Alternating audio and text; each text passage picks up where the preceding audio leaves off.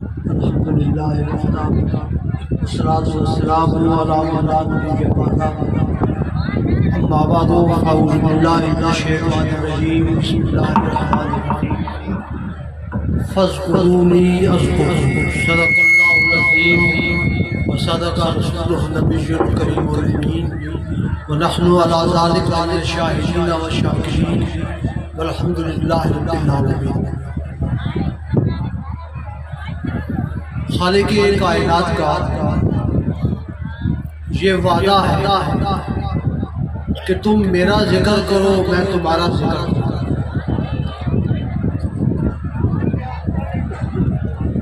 اللہ کریم جبرائیل امین کو حکم دیتے ہیں کہ فلاں بندے سے میں محبت کرتا ہوں تو بھی اس سے محبت کر۔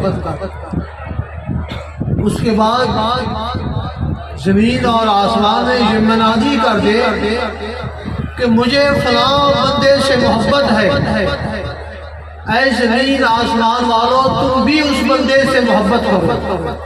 پھر کیا ہوتا ہے؟ اللہ اپنے اس بندے کی محبت اپنے مخلوق کے دل میں ڈال دیتا ہے۔ پھر کیا ہوتا ہے؟ کائنات کے گوشے کوشے میں لئی پال پیر سیال کے نعرے لگے۔ یہ نعرے بندے نہیں لگا رہے ہوتے، یہ رب نعرے لگوا رہا ہوتا ہے، اور یہ مخلوق نعرے لگا رہی ہے۔ آج جہاں بھی شیخ الاسلام کی یاد میں کانفرنسیں منعقد ہوتی ہیں، ایک ہی نعرہ سنائی دیتا ہے، لجپال پیر سیال باکمال پیر سیال رب یہ نعرے لگا کر ہم سے لگوا کے اپنے وعدوں کو پورا فرما رہا ہے۔ فاذکرونی اذکرکم، تم میرا ذکر کرو میں تمہارا ذکر کروں۔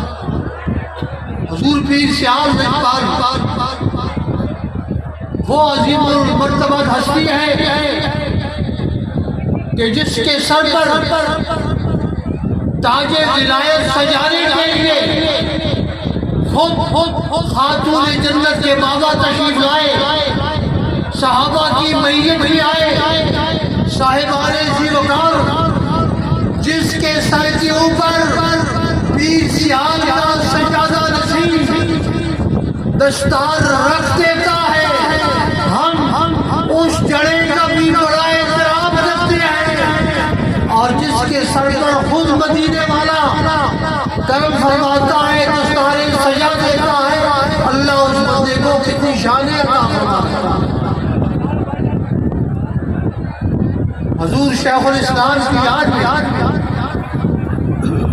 یہ کانفرنس منعقد ہے۔ حضور شیخ الاسلام ابھی پیدا نہیں ہوئی، آن کی پیدائش سے پہلے بھی بشارتیں آنا شروع ہو گئی۔ حضور ثالث کا دورے ہمایوں تھا، ہر طرف آپ کی ظاہری جلالت، ظاہری شوکت، ظاہری طاقت، روحانی طاقت کا ہر طرف چرچا تھا۔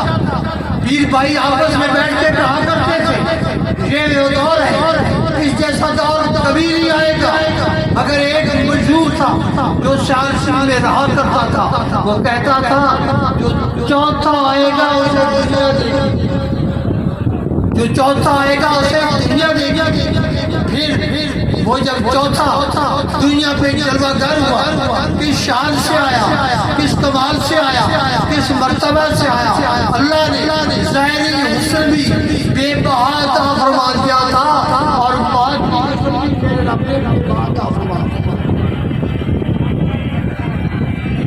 بڑی شان عطا فرمائی، بڑا مقام بڑا مرتبہ عطا کیا، علم کے اعتبار سے مرتبہ عطا کیا، جوش خطابت کے اعتبار سے مقام عطا کیا، باطل کے خلاف ڈٹ جانے کا ایک ولولہ اور ذوق عطا کیا، اور حضور شیخ الاسلام رحمت اللہ علیہ زمانے مبارک حضور محدث اعظم پاکستان سیدی سردار احمد علیہ رحمت فرمایا کرتے تھے کہ اے مشائخ پنجاب، تمہارے اندر اللہ نے خواجہ قمر الدین کو چھوڑا ہے، یہ چھوڑ کر میرے رب نے تمہاری لاج کو رکھ لیا۔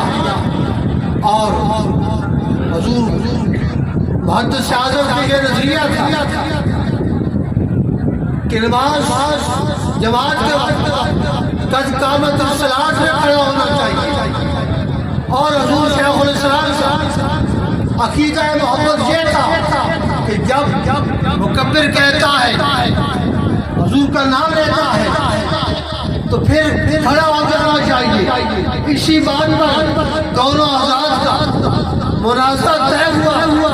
فیصل آباد کی سرزمین حضور شیخ الاسلام کتابیں لے کر وہاں پہنچے۔ نماز عصر کا وقت ہوا، جب مکبر نے حضور کا نام لیا تو شیخ الاسلام نے انگوٹھے چومے، آنکھوں پہ لگائے، کھڑے ہو گئے۔ تو حضور محدث اعظم نے پوچھا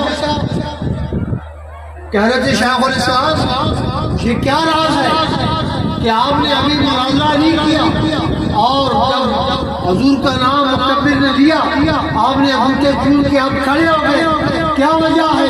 آپ نے جو جواب دیا یہ قیامت تک امت کے لیے مشعل راہ ہے۔ حضرت شیخ الاسلام نے جواب دیا کہ حضور کا نام لیا جائے اور قمر الدین بیٹھا رہے، یہ میری محبت کے خلاف ہے۔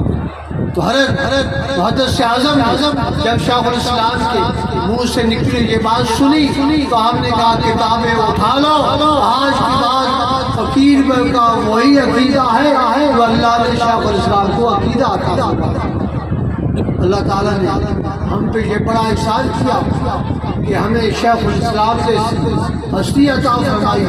حضور کے بعد حضور امیر شریعت کا دور مقدس آیا، ہر صاحب سجادہ حضور اعلیٰ حضرت سے لے کر حضور ضیاء الملت بدین کے زمانے مبارک کا ہر دور بے مثال بھی ہے، لاجواب بھی ہے۔ ہر آنے والا دور پہلے سے عظیم سے عظیم تر اللہ ہمیں عطا فرمائے گا۔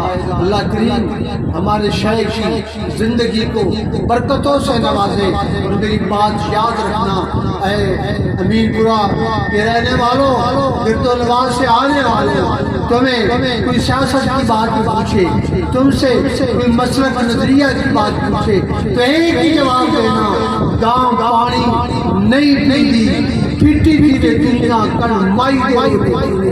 واخر دعوانا